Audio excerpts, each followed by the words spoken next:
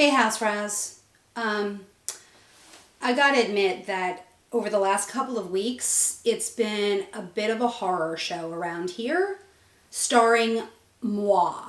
It's like this waking, ongoing, recurring nightmare where I'm in the kitchen prepping dinner and I'm like always in the kitchen prepping dinner, and then I see it. An image rendered in marker, permanent marker, on the wall at just about hip height, and I scream, "Dora!" She comes running in, and I turn on her full Gorgon. "Dora, how many times have I told you?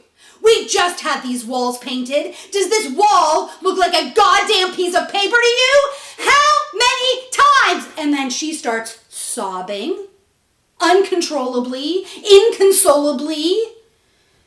And I feel like one giant piece of steaming doo-doo. Oh, clearly I need help. So, my ever-supportive hubby and I go to a parenting class hosted by a local expert. The first session was called Setting Boundaries for a Peaceful Coexistence. Perfect, right? So on that first night, the local expert explains that there are 3 golden rules of parenting. Number 1, when it comes to disciplining your child, spanking is an absolute no-no. Duh. 2, if you're going to yell at your kid, you might as well go ahead and hit them. Crap. 3, what works best is setting firm rules and natural consequences for behavior. Well, great. That all makes absolutely perfect sense to me, in theory.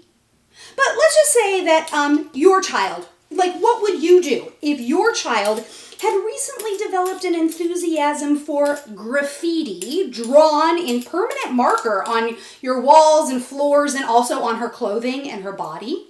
And even though you have provided her with a little easel and reams of paper and washable paints and markers, and you have clearly, repeatedly, calmly articulated the rules, the discipline part of the equation gets a little bit murky because, right, A, you're never able to actually catch her in the act.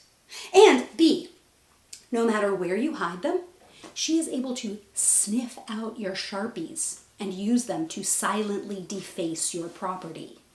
And also C, her graffiti, which she refers to as her work, often includes your name, which she has just very proudly learned to spell, and well, you know, you're secretly touched that she thinks of you so often.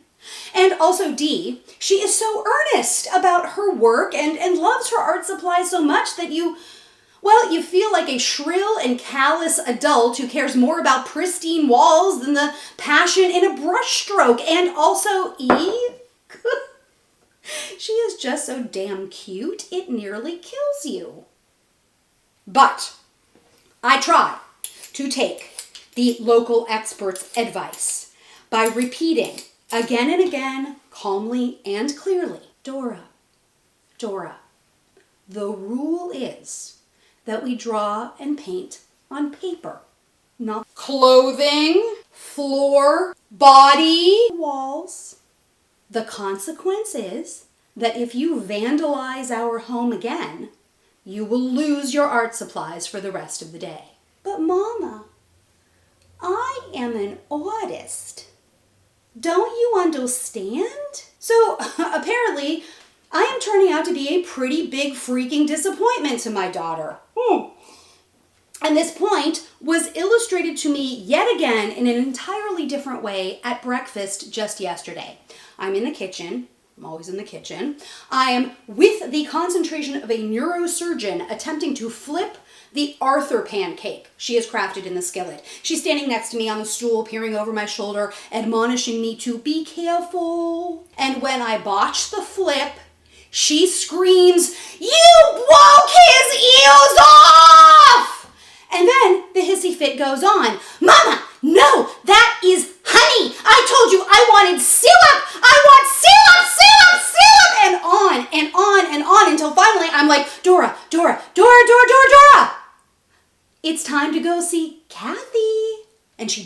the whole thing. Enters a trance-like state. Okay, Mama, let's go. It's time for Kathy. Who is this Kathy?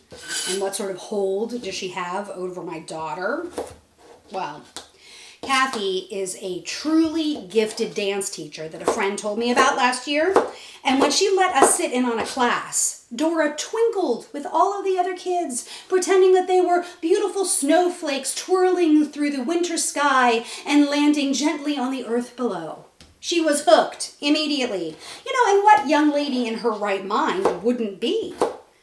All of the girls, and yes, they are all girls in the class, get to wear tutus and sparkly shoes and gloves and sprinkle fairy dust all over themselves and dance with little fairies that Kathy hides in a tiny tree, and they twirl around with colorful scarves and pretend to be kittens and Dorothy from the Wizard of Oz as they skip around unfettered and encouraged, admiring themselves in the wall-to-wall mirrors and eating chocolate chip cookies that Kathy bakes herself.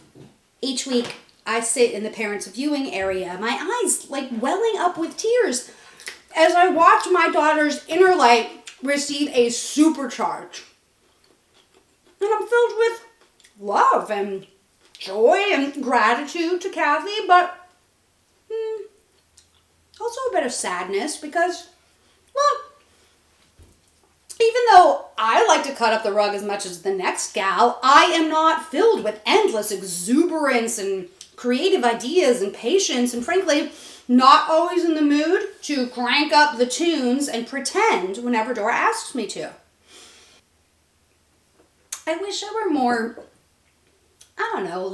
fun, lighthearted, dainty of step and dexterous of hand, thinner. I guess I wish I could just be a little more light, a little more free, a little more like Kathy.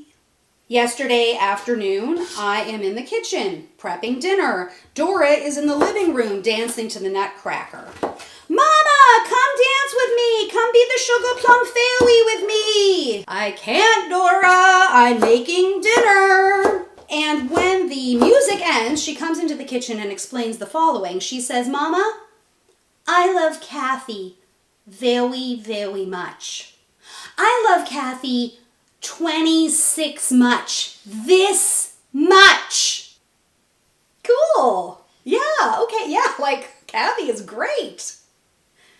And then I can't help myself. How much do you love me? 3.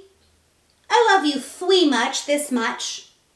Okay, so just to clarify, that's on a scale from 1 to 26. Oh, Mama, I love Kathy the most in the whole world.